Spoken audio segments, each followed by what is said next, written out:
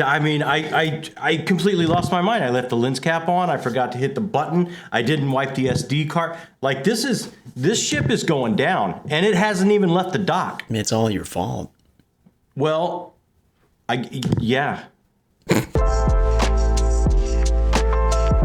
Welcome back to Talking Story. My name is John Mitten. Right there is my literary wingman, the boy wonder to my book 2 Batman.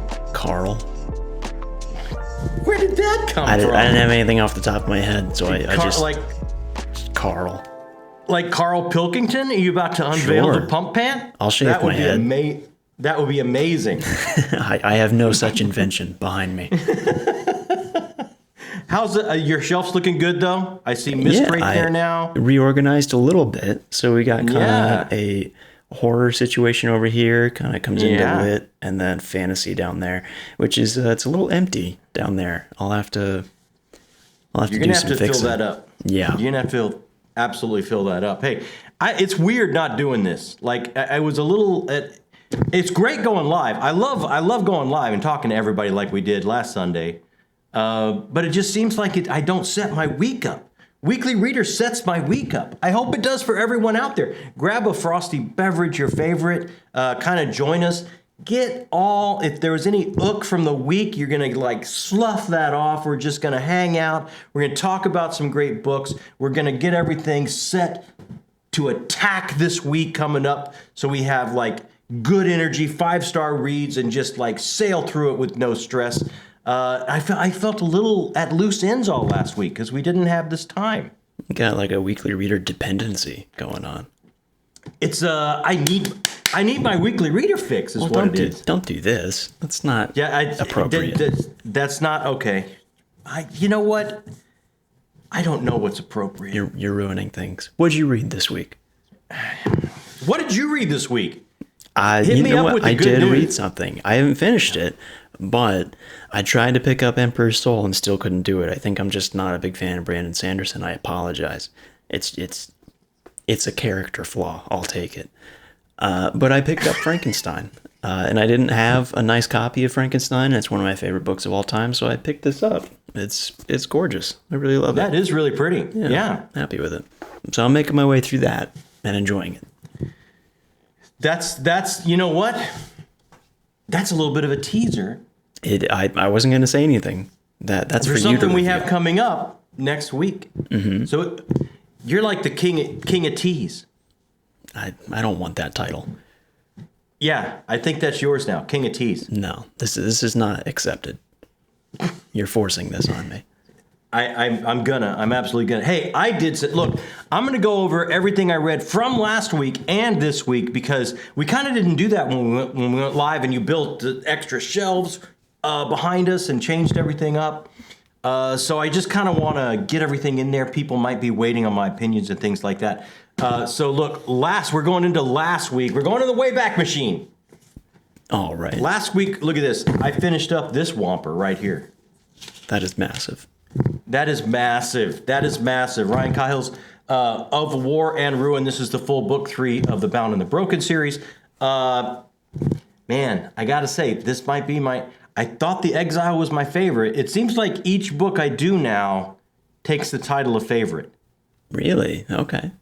This is never lets off the accelerator. Like, it's all downhill all the time. You're just in this world that defined by the bound and the broken. From the fall of the past empire that crumbles, at the forefront of this upsurge and change is dragon riders. And when a dragon is taken off the battlefield and killed, that dragon rider, if it's left alive, is just the broken. It physically, spiritually, mentally, they're just suffering on every level. And then going forward from that big change of the new empire rising from the ashes of the collapse from the very first novella of the fall, you've got a new dragon rider ascending. The dragon riders that made it from that because they're so long lived made it from that fall, and you've got the broken. And how are these bound and broken staking out territory? How are they taking the change to empire? How are they causing a new resistance and uprising? So many favorite fantasy tropes that you have just enjoyed for years and years and years, but with a little topspin. He absolutely makes it his. With every book, he makes it more his.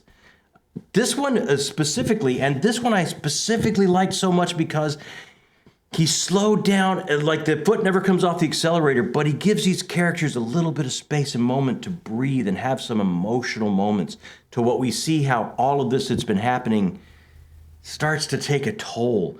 How will they get past that toll? How will they move forward? Relationships are pushed to the brink, built from ground up. All these little emotional moments that just get you deeper and deeper into the character while all of this action and maelstrom around them is swirling.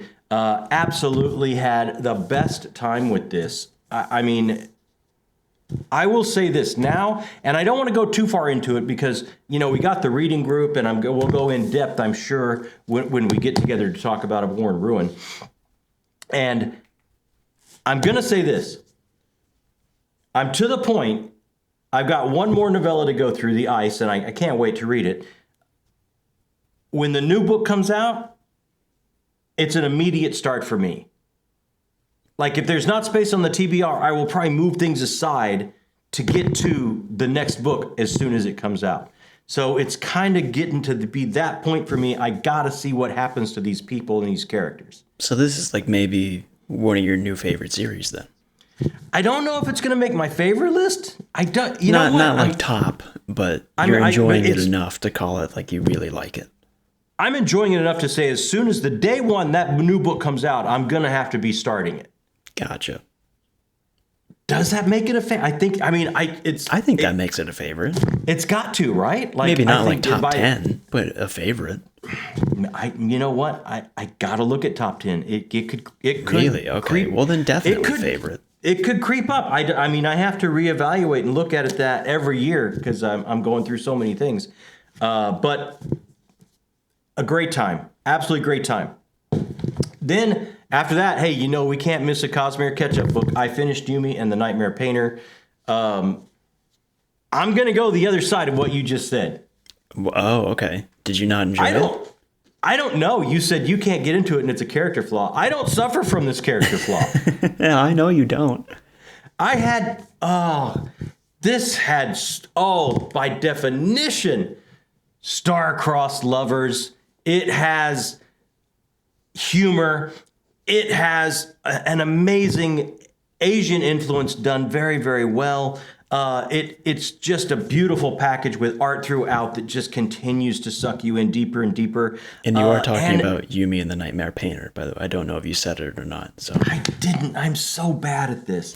I'm absolutely talking about Yumi and the Nightmare Painter by Brandon Sanderson. And the themes of creativity, expression,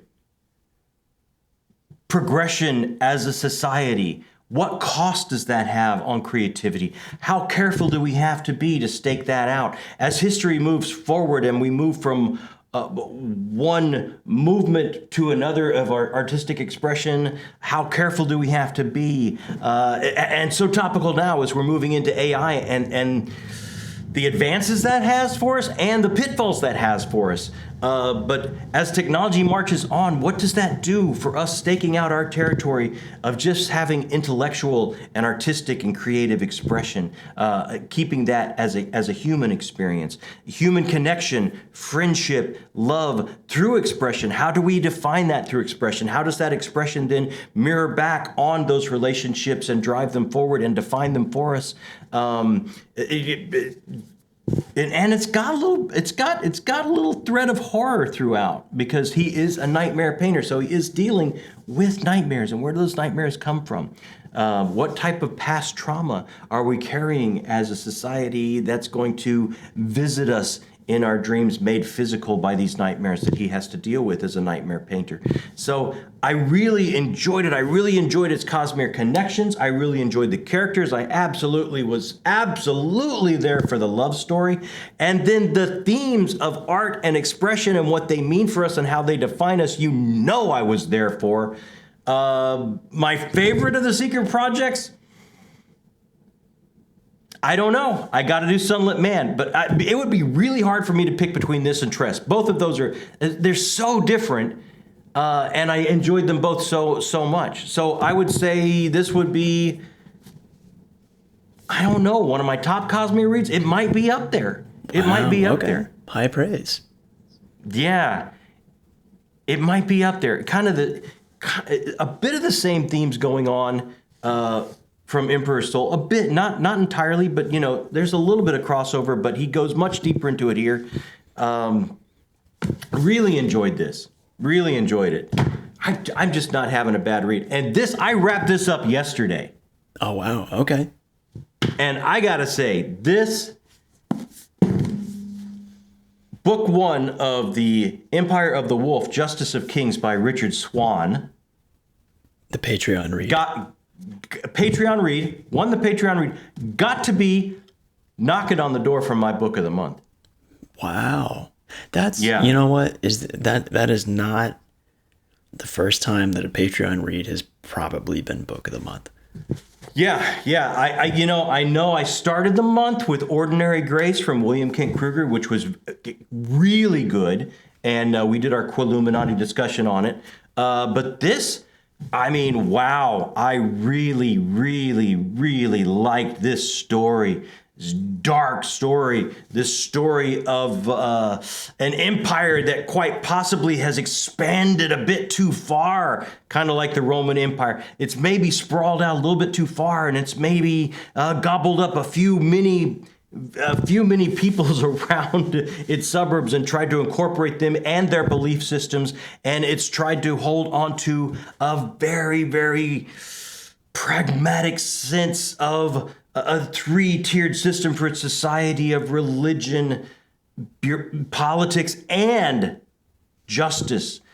At the heart of the story is Justice von Walt, who just completely idealistically believes in a common justice for all. This is the great equalizer. This is what makes us be able to operate in society, is that we all have to answer to the same type of laws and social mores, and we all have to march in lockstep together as a community, answering to these things. No one is above the law. And as it sprawls a little bit further and a few more belief systems come in, and you start to see lines drawn from those belief systems, and you start to see zealotry blossom and arise in this 3-tier, the religious part of the 3 tiers of their society, and you start to see questions asked, and you start to see, why does this pillar, justice, have so much power? I believe it was once ours over here in religion, and then they start pushing on the political to get that. And at the heart of what all this is going on, all of this, the political machinations of the society building is going on, at the heart of it is Justice von Walt not able to take his eye off the ball of a murder case, trying to solve this case that he's involved with, because again, at his core of beliefs, justice, law is the pillar that holds society up. So he can't take his eye off of this ball that he's dealing with, this murder case, trying to bring this murderer to justice. And it gets into a little bit larger and more sprawling conspiracy in this town that he's in with his team. And you just start to see him spiral, and you start to see him lose a little bit of himself as all this starts happening around him, and he's not able to adjust, and what that will cost him, and how he will spiral from his own ideology, and what that means as a character arc through this book for him that you're watching and you're being introduced to this world. I just was there for every bit of it. It was just phenomenal. So well written, so easy to digest, and at the same time dealing with really, really some high concepts and themes sociologically of how we build a society, how we answer to that society, how we move forward in that society, answering to each other as we share the society. Just really loved it. And the whole thing is told from basically his clerk that he saved from the streets, Helena Sadanka, who is traveling with him, and he's got his swordsman Bressinger to help protect him. And they just have this found family feel, the three of them against the world as all this starts to turn. And you're just watching it slowly spiral and sink into tragedy. And then what that costs him as a character, wonderful. Absolutely wonderful. It's an intimate portrayal of a character in a sprawling world as it adjusts to its social foundations and fabric starting to tear and come apart a little bit at the seams as change rears its head, which is always does in society. So it's always topical to look at that. And I just so enjoyed this as a read. And I tell you, man, they're voting right now. Are we going to throw the bracket up? They're voting right now. They never miss.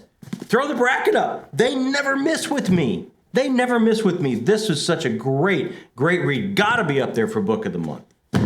Well, can we throw the bracket up? Because there's not really, it's just kind of in blocks right now. There's not really anything pitted against each other. So I don't think we can yet. Maybe we can't throw the bracket up. Next weekly reader we can. They're narrowing it down. Right, yep. And I'm excited by what they're narrowing it down to. Then, hey, I picked this up last night after I finished. You know I can't wait to get back to The Queen, Robin Hobb, Book 2 in the Farseer trilogy, Royal Assassin by Robin Hobb. I just got in as far as the prologue. I'm going to blow. I can already tell I'm just going to absolutely eat this up like birthday cake. Like this blew up your yearly TBR for it. It absolutely blew up my end of year TBR because I couldn't stop. I had to do books 2 and 3 quickly. I couldn't put them on the shelf and wait. This is just, I'm so involved in this character journey of Fitz. To be back with him, it's like old home week. The prologue just kind of catches you up a bit, brings you back into that world like a quilt around you and comforts you, brings you back, leaves you right off where you left off with book 1. And it's just going to start pushing this journey as Fitz becomes more and more mature and has to deal with all the things that a life brings you. Not only the heightened reality of this fantasy world and these things he has to deal with as an assassin, as part of this royal family that he's on the outs with, but just what life brings, just these things that we all have to deal with every morning when we put our shoes on and walk out into the world. These questions, these moments of doubt, these moments that we feel like we had love and lost love, that we have to fill the holes of family as they melt away. All of these things, all of these huge human things that we deal with every day, you're on this journey with Fitz and dealing with it, and it's just done so well that you feel like you know these people. You feel like these people are real. And I just cannot wait to get further into it. Just cracked it. I should probably be a good 100 pages in before the end of the day. Exciting. So there's that. Is that everything you read up to now? That's everything. Well, other than the first book of the month, Ordinary Grace, but that's everything. Then what are those books over there? Those books are what's coming up, probably. Oh, well, what's coming up? What's coming up, probably. So I mean, I feel like we should do like a little break here. We should take a break. Are you tired? I'm a little winded. This might not be for you then. I think it's a you problem. Yeah, take a sip of Dr. Pepper. There you go. Get some energy back. Hey, just a quick break from the show to say a very special thank you to all of our correspondents, our directors, and our producers here that help us build the channel. Together, they do so many things. They help us make decisions. They help us keep the lights on and keep rolling, all the way up to taking over our channel once a month and getting their content on our channel. If you're interested and you have any questions about it, right down there in the description box under the Patreon link, you can find out all about it. And just a very special thank you to all of these people. Now, back to the show. All right, I'm ready to go. So what's coming up next? You know, when I put this together for my birthday, a month of birthday reads, I had F. Paul Wilson in there, but I can kind of look at the calendar and see how many days I got. And this is not a short book, a good 600 plus pages. So, I mean, there's not all that much time left here in September. So I kind of had to do a little bit of shifting around. And it's so exciting because I did finally get the Kickstarter I backed from Rob J. Hayes for the God Eater, this series of trilogies. I got the first 3 books for my Kickstarter, and I checked in with Petrik, who has read them, and he said, start with Demon, and that works perfectly because this is just, I think, just a couple hundred pages. So I'm going to have to put aside that F. Paul Wilson read that I wanted to do as one of my favorites and maybe get into an all-new favorite. I have never read Rob J. Hayes, and I cannot wait to start the God Eater series. And it just so luckily that I got this from Kickstarter. Look at this art inside there. Oh, wow. Isn't that something? That's beautiful.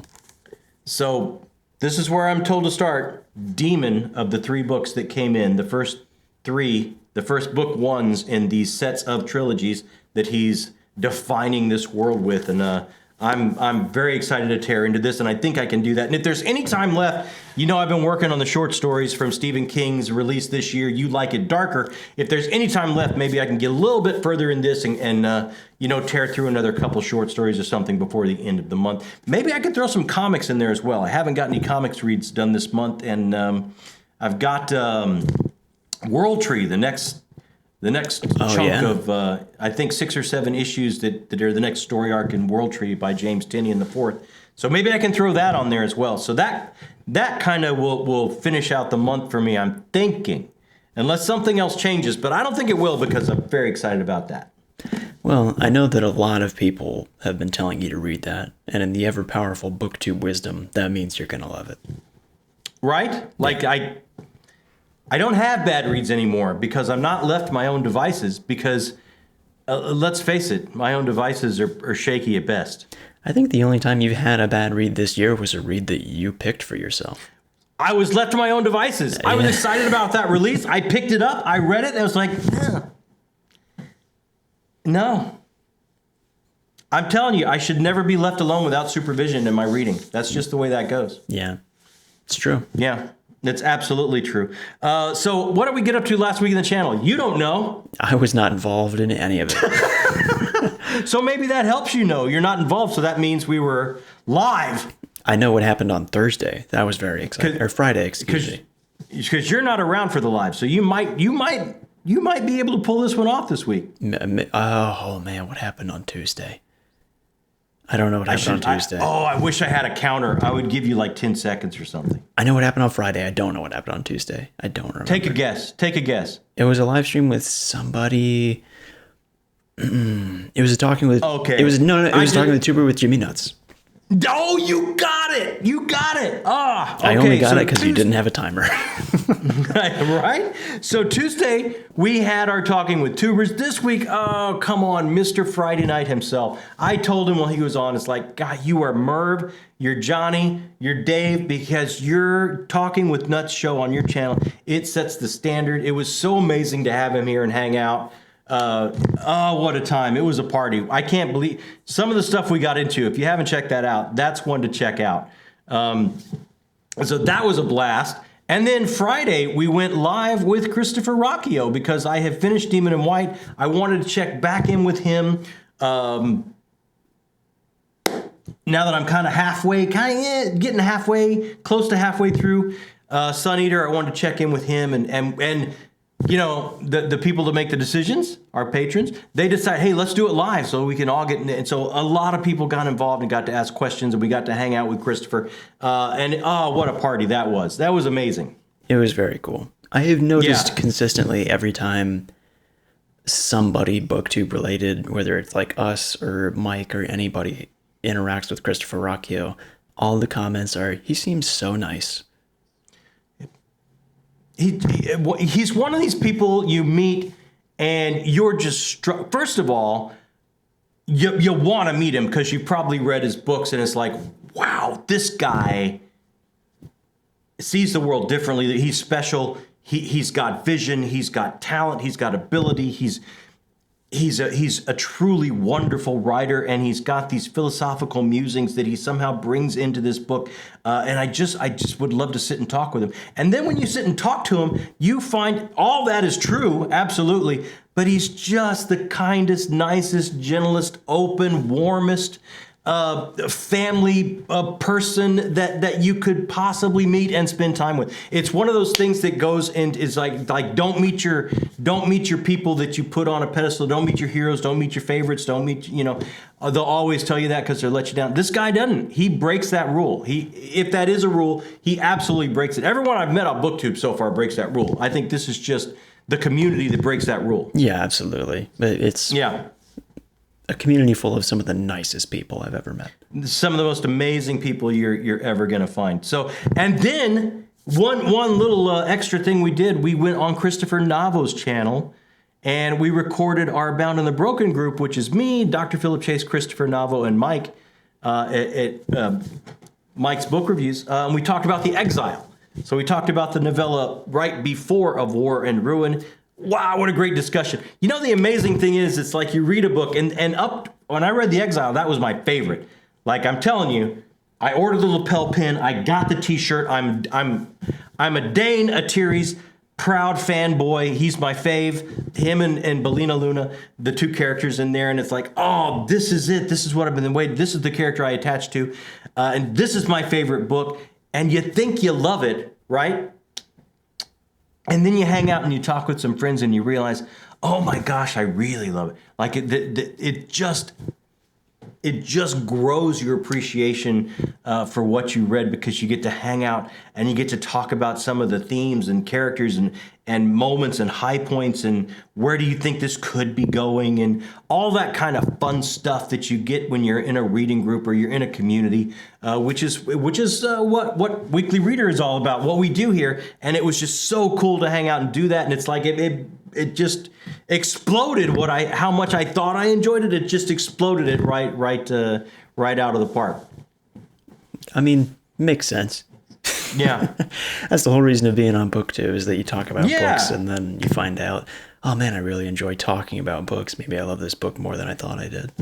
The interesting thing, it's like he walks I don't want to ruin it. Go to Christopher's channel and check out that discussion, because it was so much fun. It was so great. If you haven't got into the Bound and the Broken yet, we stay spoiler free a bit at the beginning. And then if you have, stick for the whole thing, because we have so much fun breaking down all the spoilers and everything like that. Of course, everybody that's been mentioned is in the description, including Christopher Navo. So right, we're gonna have a lot of people in that description this time. Yeah.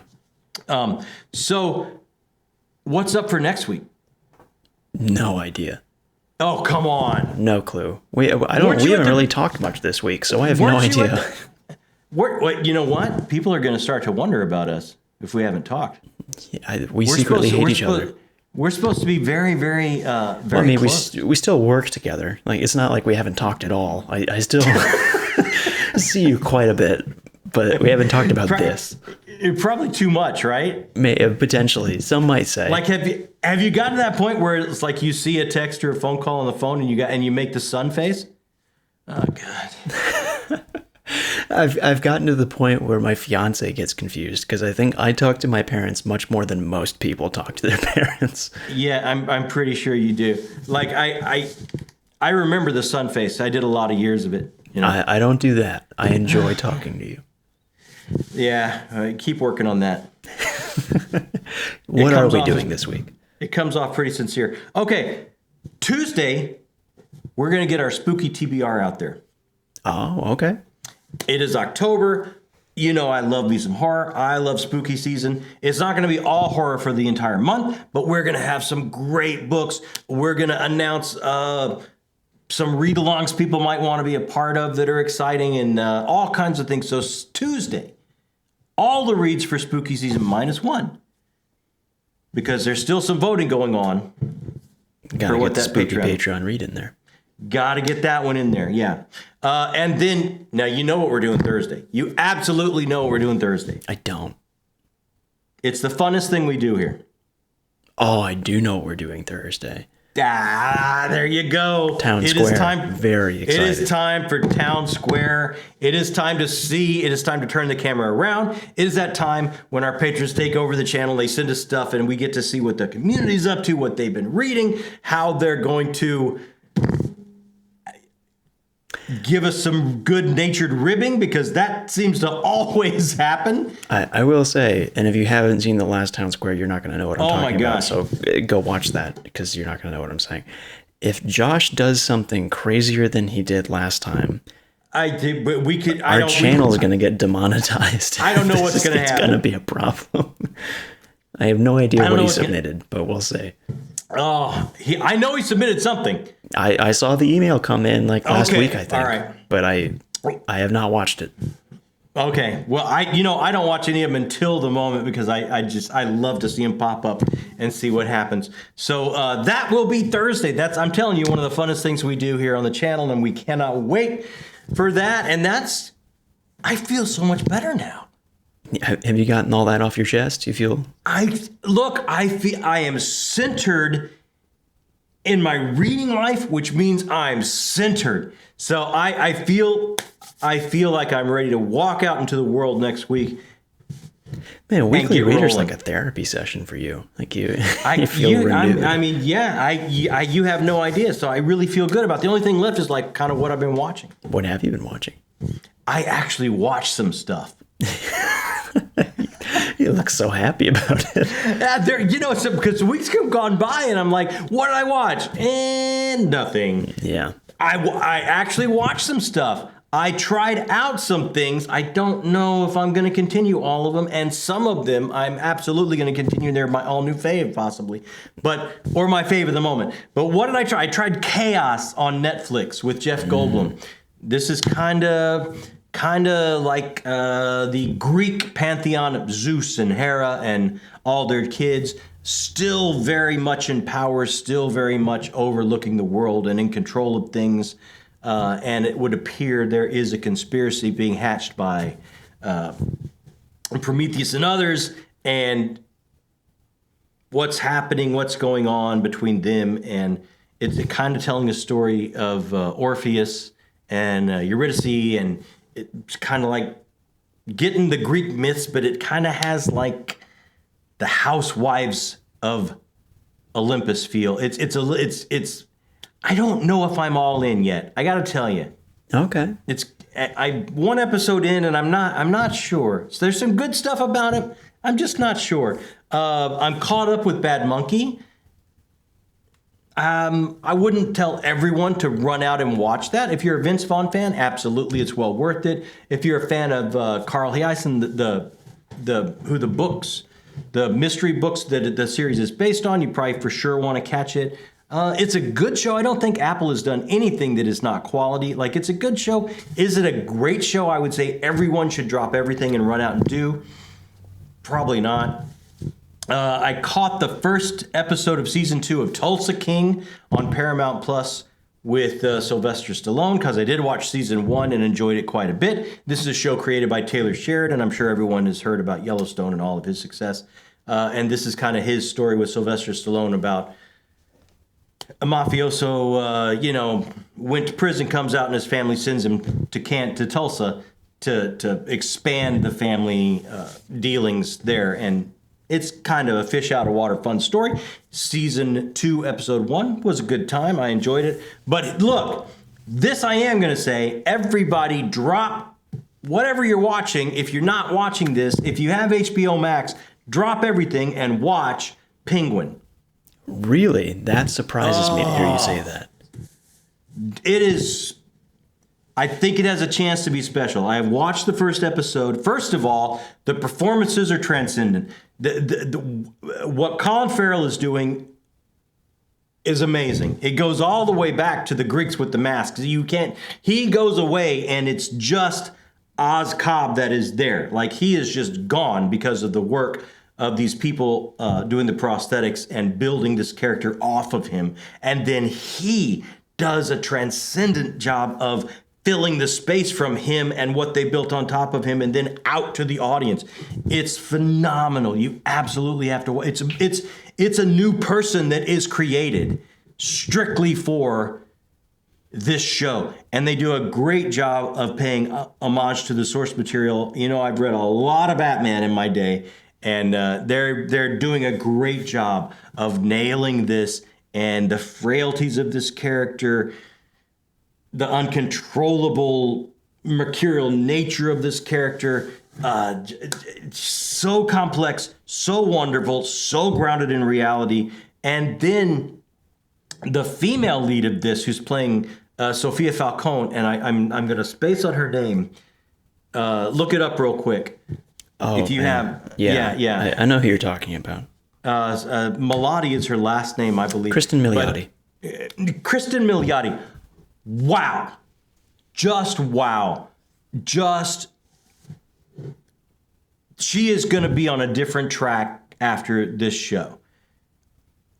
She is just effervescent in her malevolence. She is so threatening.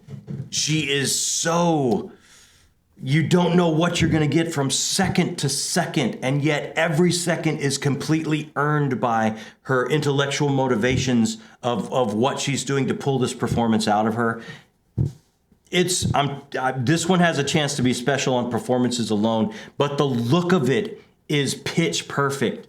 The setup of the story is layered and complex and amazing. Well, hold on, because I have questions about that. How is the story working for you? Because neither you or I really enjoyed the Matt Reeves Batman.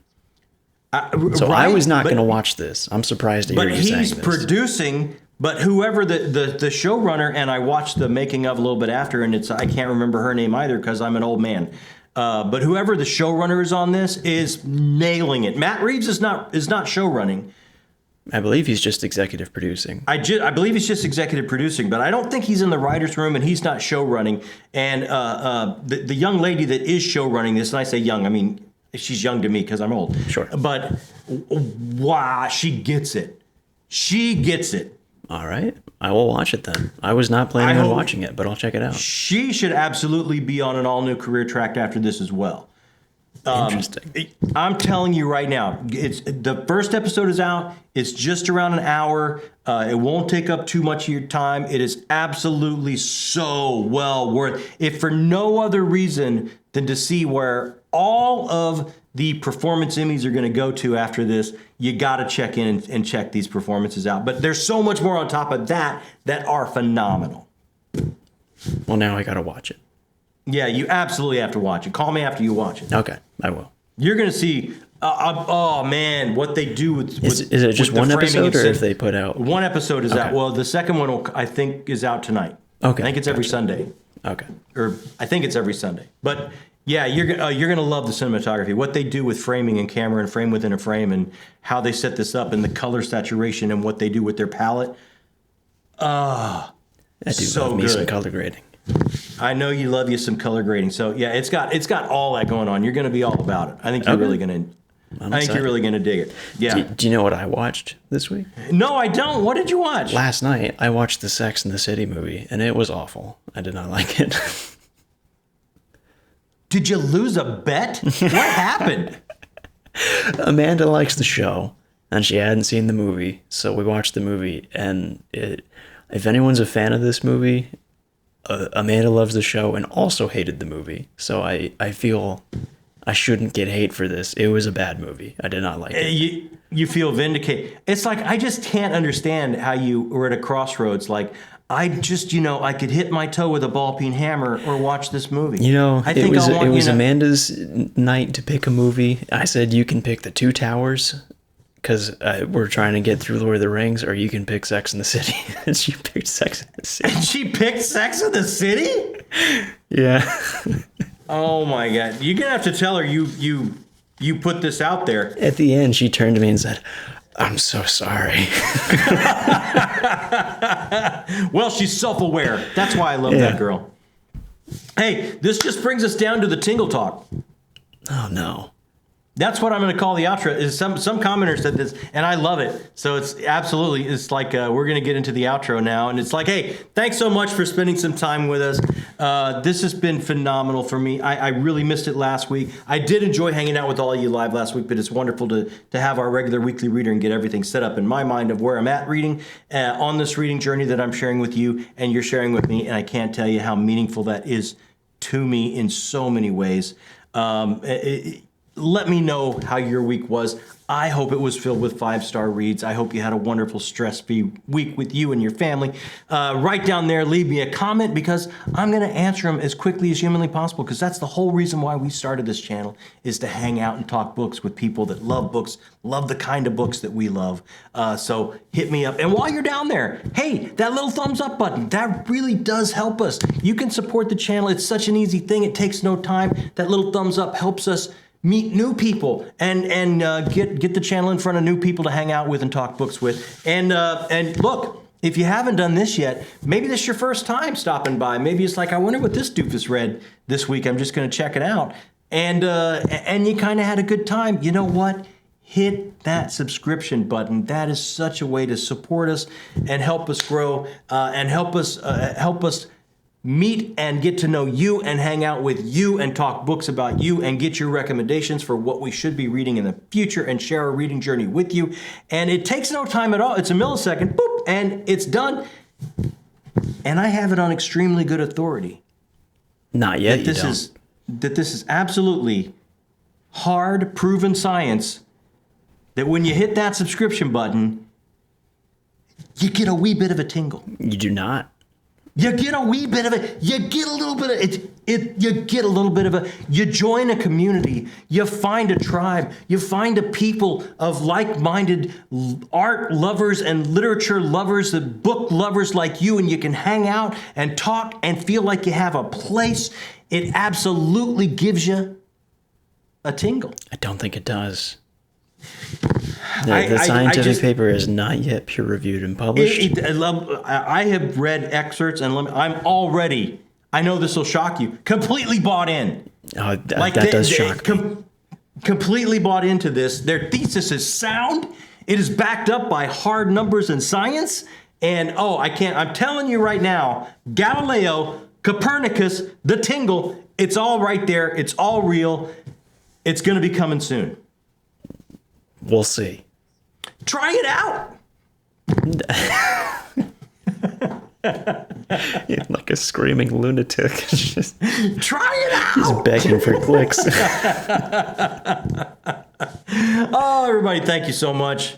This has been amazing. I love my time every week with the one son and hanging out and talking about books with all of you. It really has been phenomenal. If you're still hanging around, if you're still here with us, oh my gosh, you are book people. And in my book, that makes you the best people. And I love my time with you over and over again every week. It sets my head up for the whole week coming up. And thank you for spending the time with me. My name is John Minton. That is Oz Cobb. Oh!